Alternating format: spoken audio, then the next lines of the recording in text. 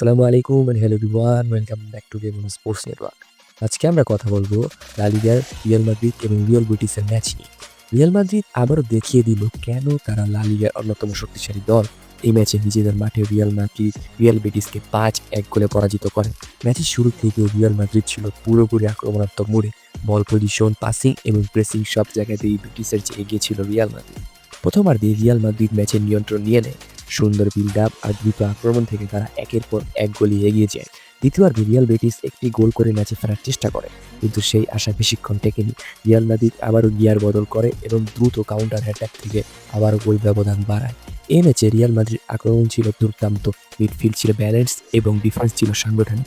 শেষ পর্যন্ত score line দ্বারা রিয়াল মাদ্রিদ ৫ এবং রিয়াল বেটিস ১। এই জয় প্রমাণ করে রিয়াল মাদ্রিদ শুধু ম্যাচ জিতেনি, তারা লা লিগার শিরোপার জন্য জোরালো বার্তা দিচ্ছে। তোমার মতে এই পারফরম্যান্স রিয়াল মাদ্রিদকে কতটা এগিয়ে রাখবে শিরোপার দৌড়ে?